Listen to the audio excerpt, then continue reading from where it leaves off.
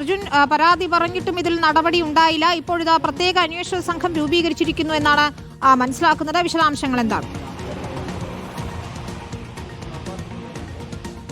വിനീത, ഇപ്പോൾ മരിച്ച ആശയുടെ മൃതദേഹം പറവൂർ താലൂക്ക് ആശുപത്രിയിലെ പോസ്റ്റ്മോർട്ടത്തിന് ശേഷം കോട്ടുപള്ളിയിലെ വീട്ടിലേക്ക് എത്തിച്ചിട്ടുണ്ട്. ബന്ധുക്കളും മറ്റ് സുഹൃത്തുക്കളും അടക്കമുള്ളവർ അന്ത്യാഞ്ജലി അർപ്പിക്കാൻ വേണ്ടി ഇങ്ങോട്ടേക്ക് എത്തിക്കൊണ്ടിരിക്കുകയാണ്.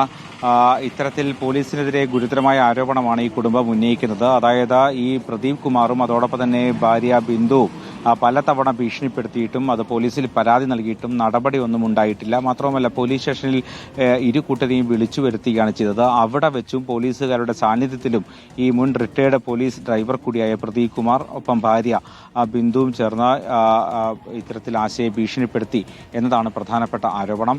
നേരത്തെ കഴിഞ്ഞ 3 വർഷത്തിനിടെ 10 ലക്ഷം രൂപയാണ് ബിന്ദു ഇവരിൽ നിന്ന് വാങ്ങിയത്. അത് ഇരട്ടിയിലധികം തിരിച്ചു കൊടുത്തു എന്ന് ഈ ആത്മഹത്യാക്കുറിപ്പിൽ പറയുന്നുണ്ട്.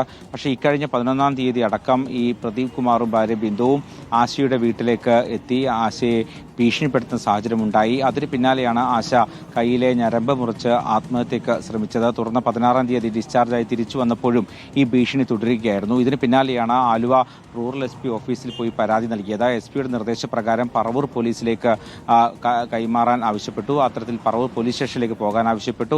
അവിടെ പോയപ്പോഴാണ് ആരോപണ വിധേയനായ പ്രദീപ് കുമാറും ബിന്ദുവും അവിടെ ഉണ്ടായിരുന്നു. ഇരുവരും അവിടെ വെച്ചും ഭീഷണിപ്പെടുത്തി എന്നുള്ളതാണ് ഗുരുതരമായ ആരോപണം. മാത്രവുമല്ല, വീട്ടിൽ കയറി ഭീഷണിപ്പെടുത്തരുത് എന്ന് പോലീസ് ഒന്ന് താക്കീത് ചെയ്യുക മാത്രമാണ് ചെയ്തത്. പക്ഷേ അതിനുശേഷം അന്ന് രാത്രിയും പ്രദീപ് കുമാറും ഭാര്യ ബിന്ദുവും ആശയെ ഈ കാണുന്ന വീട്ടിലെത്തി ഭീഷണിപ്പെടുത്തുന്ന സാഹചര്യം ഉണ്ടായി എന്നുള്ളതാണ് ഈ പരാതിയിൽ പറയുന്നത്. പോലീസ് കൃത്യമായി ഇടപെട്ടിരുന്നെങ്കിൽ ഒരുപക്ഷേ ആശയ്ക്ക് ജീവനൊടുക്കേണ്ട സാഹചര്യം ഉണ്ടാകില്ലായിരുന്നു എന്നും കുടുംബാംഗങ്ങൾ പറയുന്നുണ്ട്.